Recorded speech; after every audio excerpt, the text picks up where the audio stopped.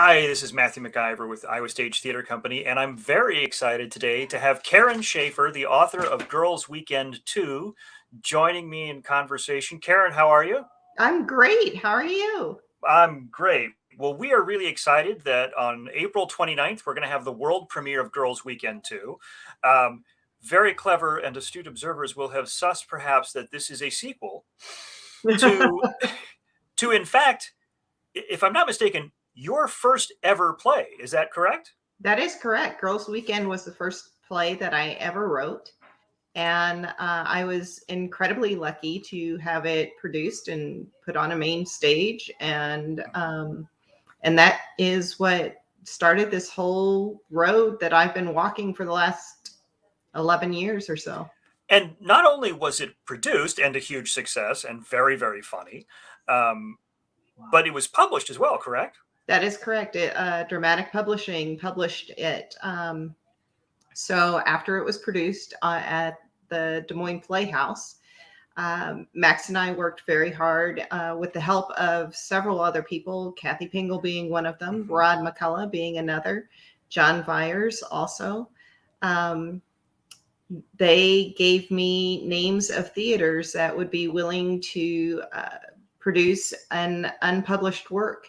And I started contacting them. And because of them and because of what they said about Girls Weekend, I was able to get it in Aberdeen Community Theater, Theater Lawrence, and one other theater in up in the East Coast. So yeah, that is what got me to got it in front of Dramatic Publishing. It was initially turned down by Dramatic Publishing, and Rod Oh, McCullough said, "You need to take another look at this play." oh, that's fantastic. I love that. I I didn't know that know. part of the story. Yeah, and so they took another look, talked to Kathy Pingel a little bit, Hmm. and then next thing I knew, I was getting a call from them asking if they could publish it, and I, of course, said yes in a heartbeat, and it just took off from there. And some plays get published and are performed a little bit, but this, like you say, took off. It's continued to be produced all over the place, hasn't it? I mean, am I mistaken? There's been at least one international production. Well, we Uh, know that it was produced in Nova Scotia. It was that's produced Canada. right, and it was produced in Germany, and it was also produced in Australia. That's fantastic. That's three. You're on three continents, Karen. That's spectacular. And Um, then the first year that Dramatic Publishing had it, and they take it around when they go to conferences, theater conferences, and things like that. So when they have a new play, they take it around and they have it at their table and stuff like that. So they do marketing of their new plays, their new pieces that they've acquired. And I had that first year 10 theaters perform Girls Weekend. I now, and I'm not a by any someone track someone who has can talk to you about specifics or statistics on these kinds of things. That sounds like a huge number in the first year that a play is out. I It mean, is, it's a good number. It's a good for number. anyone not named Lauren Gunderson, that sounds like an enormous an enormous number of productions of a play. Lauren Gumberson, as some of you listening may know, is off for the last several years has been the most produced playwright not named William Shakespeare in America. So those are wonderful numbers. Now you also just mentioned a collaborator of yours, one of the many folks, along with Rod McCullough and John Vyers, who helped you with this. But someone in particular was Kathy Pingel, who, if memory serves, directed that first play. Is that right? She did. She did direct it. And you've continued to work with Kathy not only on Girls Weekend but on subsequent work of yours. Following that, you sort of developed a relationship with her in terms of your dramaturgy or editing. Or tell us a little bit about that. Kathy has been a huge champion of mine, and I so appreciate it. I put a lot of words on a page, but Kathy will go through and she edits my stuff for me. Um, and make sure that it's grammatically correct, that everything is working in the stage aspect of it. Mm-hmm. With her being such a great director of farce and really understanding what it means to do farce, it takes a special person to understand what you can and what you cannot do on the stage. And there have been occasions in Girls Weekend specifically where I had somebody in a closet for just about the entire first act. And she said, one of the first things she said to me is, you can't have this person in a closet for this amount of time. And I'm like, why not? And he said, well, unless they're asleep or drunk or dead, you really can't have them sitting in a closet that amount of time. And so I had to work to figure out what I could do with this person and still keep them secreted away without people worrying about their well-being. And she does things like that for me to make sure. She also makes sure that I have people going in the right doors and out the same doors that they went into, so that I haven't moved them suddenly from the kitchen into a bedroom or up the stairs and stuff like that. So it's very, very important that I have a second set of eyes on the things that I'm doing. And Kathy is that second set of eyes, on top of being my very, very good friend. Those old back passageways from the clue board, right, where you could just hopscotch into the conservatory. So useful when you're constructing farce. But you mentioned just some of the technical things about farce, and in talking to Kathy, we talked about my personal belief that below musical theater, farce is the most complicated of theatrical forms. It is the most technical, perhaps, is another way to say that. The control of information, the timing, the how long you can leave someone in the closet, all of these things are very, very, very specific. What was it that made you want to start a playwriting career with possibly the most technical and difficult to pull off forms in the genre? By climbing Mount Everest, you mean? I'd say, yeah, I'm going to take up running, and we're going to start with, a Kilimanjaro. That'll be good. The Boston Marathon, yeah, because that's what we all do, right? Right. So, yeah, that was kind of crazy. I love comedy. It is my favorite form of entertainment. I grew up with Carol Burnett, Mary Tyler Moore, all of the famous female full-blown comedians, physical comedy females, And so when I started writing comedy, I didn't know there was anything other than farce, to tell you the truth. I thought, oh, this is what a comedy is. You put people in closets, you have them running around on stage, and right.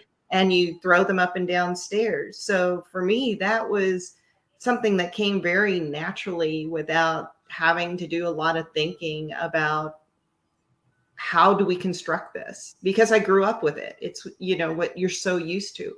Plus, I have done a lot of farce over the years and a lot of comedy, and when your brain goes that way or thinks that way, mine kind of cycles in that direction. So it was kind of easy for me. That's a wonderful talent to have. Again, as an artistic director, I think you've heard me say the hardest thing to find is a comedy, and the really hardest thing is a comedy that's funny. And fortunately for us, Girls Weekend 2 is both. We're grateful that you're wired in that way. What made you want now?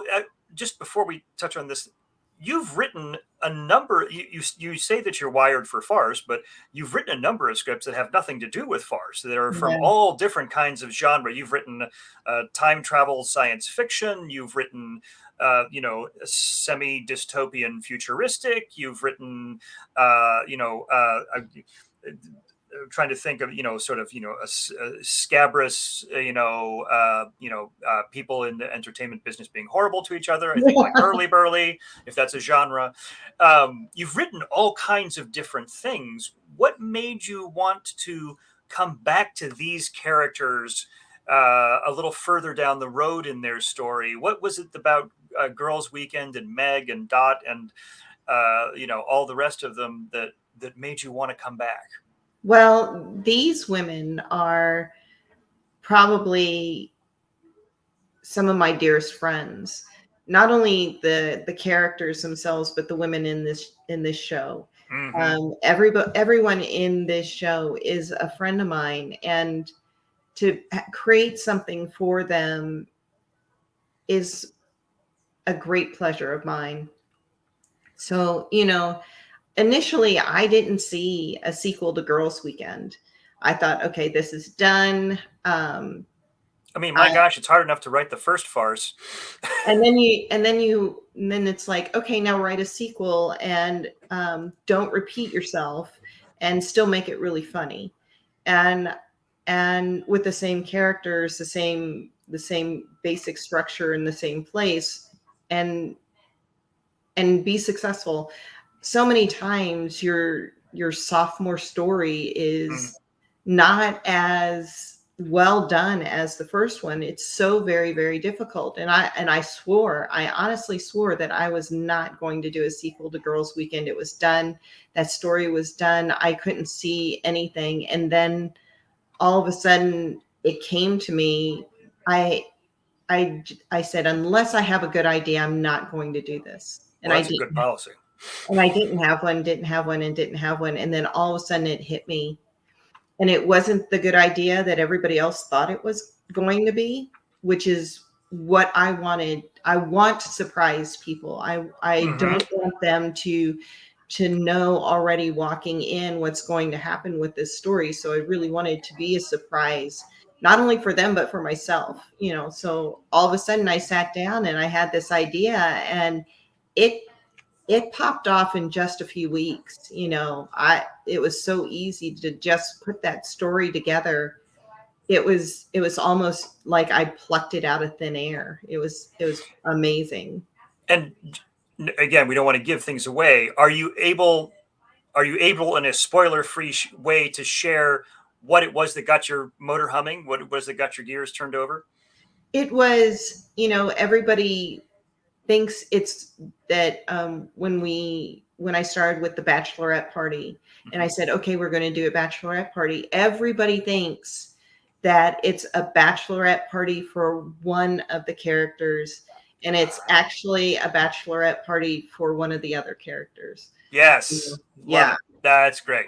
That's great. And well said. I was like, how much can we say? Because we wanted, like you say, the surprise is part of the fun with these characters. You mentioned you mentioned the great performers. We've got Becky Schultek, Nancy Zubrod, Megan Shetler-Shug. I'm going to forget more people than I remember. Michael Tallman, Peter Dean, Gabe Thompson, who were some of the men in this the first time around.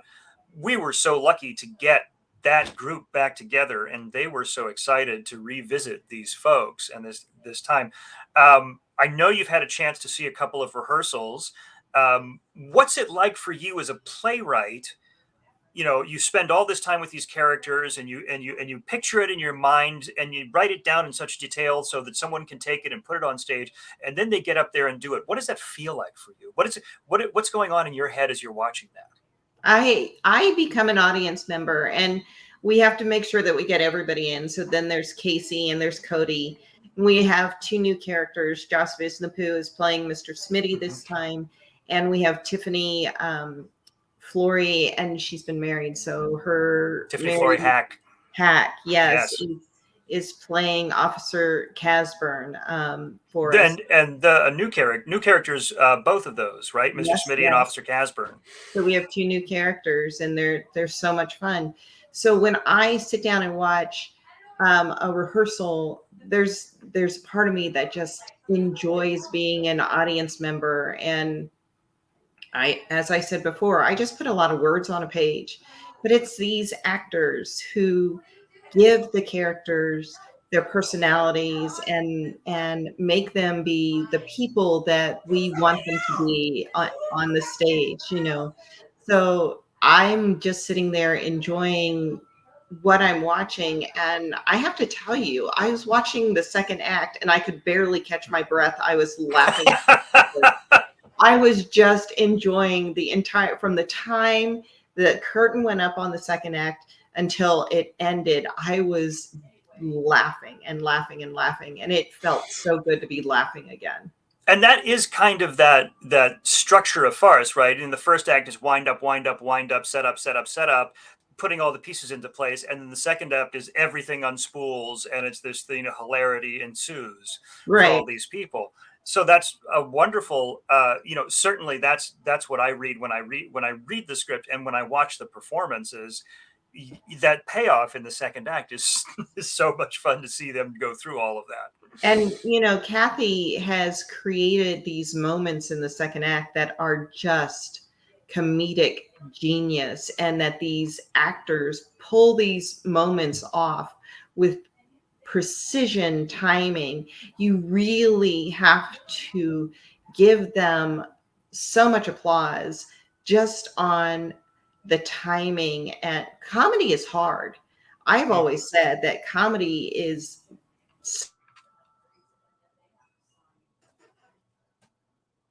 and your heart is broken, or your heart soars, or something like that. But in comedy, you have to do the same thing while at the same time making everybody laugh. And if your timing is off by even a millisecond, you lose the joke. Mhm. And so you have to have the perfect timing, the perfect bit, the perfect moment where you walk in one door and then walk out another, and another character walks out another door, so that your timing is just milliseconds, and these actors are able to pull that off, and Kathy is able to create those moments over and over and over again, and each one of them is brand new. Mm. We've never seen anything like this in any other show.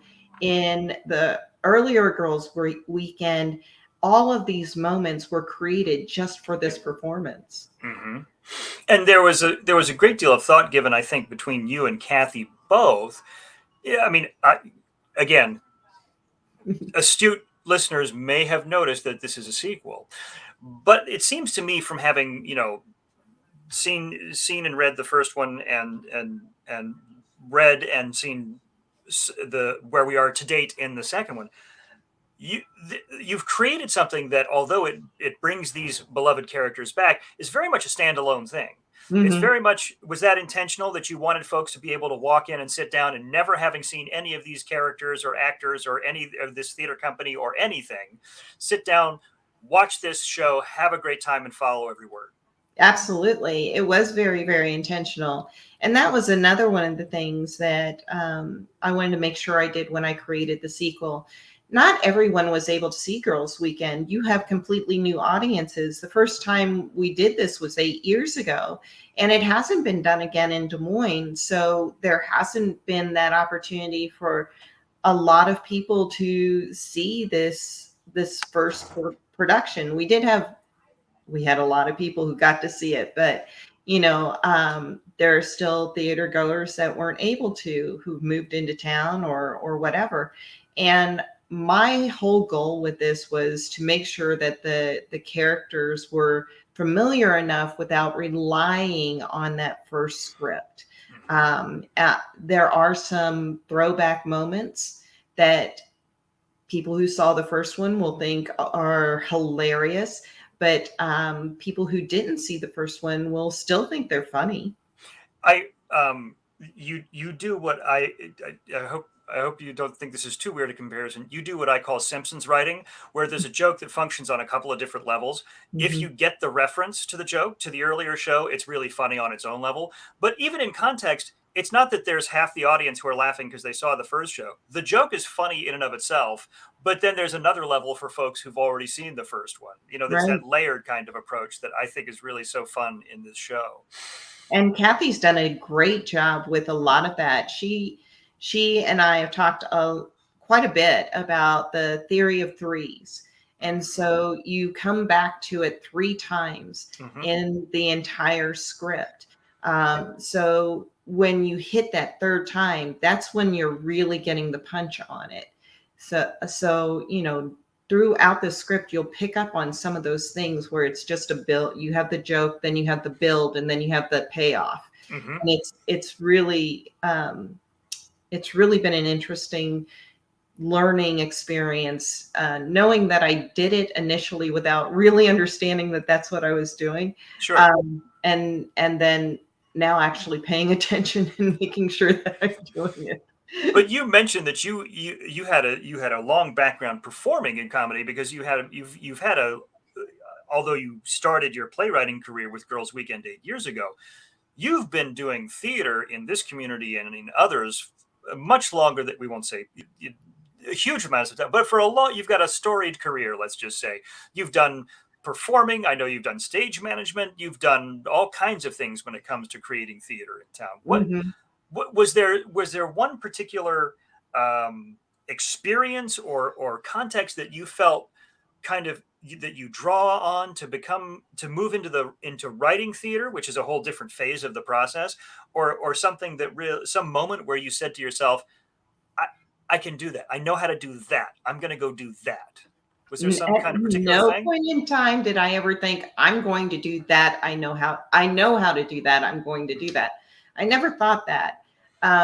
I got frustrated and I was unhappy with what I was seeing for women in my age group. You know, I was 49 when I wrote Girls Weekend, and I had been doing theater a long time. I did my first school play when I was 11 years old. So that's almost 50 years. I will say that. I mean, that's something that I'm not afraid to say. So yeah, I've been doing theater for a long time. I've been doing different jobs in the theater community for a long time. But I hit 49 and I was looking at what was available in the community theater for women in my age group, and I just wasn't happy. I didn't know that I could write a play, and no idea. And when I started it, I didn't tell anyone I was writing one because I was so afraid I was going to fail. I was so afraid I was going to quit halfway through it and just say, I can't do this. But after sitting down and really thinking about it and putting all the pieces together, I was able to put a play together and finish it. And I said to Max, my husband, I said, I've written a play. Will you read it? And he was even surprised that I had written a play. But, you know, happily, he laughed, and then we passed it on to somebody else and they laughed. And then we shared it with our friends and they all laughed, and it just went from there. But it stemmed from frustration. And I think that plays a huge role in creativity. You sit down, you're frustrated, you don't see what you want, and so you create it yourself. And for more and more women, I think that's true. At least that's what I've heard in, you know, film and theater, that, and even in comedy circles, that they create their own plays, their own movies, and they film them, they direct them, they produce them, they do everything because they're not getting the opportunities, or they're not seeing those opportunities being made available to them. And I think that's amazing. Absolutely. And I think that's one of the things that's really great about this play is you've got roles for mature women, grown women in the prime of life, you know, and you've got those wonderful performers. I mean, you know, Becky and Nancy, I've had the chance to work with as a director with both of those wonderful performers. I mean, you know, Tiffany's great, Megan's terrific, Casey's great in that as well. I mean, you know, they're just, and there's a wide range of ages, because you have women and their adult children who were involved in the story. So that's great that you have that age dynamic, but the focus and the core fun and kind of the comic motor of the whole thing is those older women who are hilarious, and those performers who are just marvelous. Anything else that you want to touch on before we wrap things up here? I so appreciate your time, Karen, and we're so excited for folks to come see Girls Weekend too. Anything else you want to leave the folks with, or last thoughts on your mind? You know, buy your tickets and buy them early, And because we're going to sell out this run, I know we are. The tickets are going like hotcakes right now, and every They're time we moving. put out a promo for this show, that there's an uptick in ticket sales. You don't want to miss this one this time, I promise you. Yes, and tickets are limited. We are doing a 3-week run, which is great for us, but it's a big set, so the availability does have a cap to it. So Karen's absolutely right. Get your tickets now, buy them early, get in early because you're going to want to bring people back to this. Right. We've had that experience with shows we've done in the past, Adora's Line, where we had people, buying tickets closing weekend who'd already seen it once before. Folks, you're going to want to do the same thing with this show. You're going to want to come early, and then you're going to want to drag everybody you can find and bring them to the later shows. So be sure to get in that first weekend in particular. Karen, thank you so much. It's great to talk to you as always, and we're excited about the show. We're excited for folks to come and see this world premiere at Iowa Stage Theater Company, and excited to be able to help bring this amazing group of artists together again to make some more magic. Yes. Thanks, Matt. Thank you.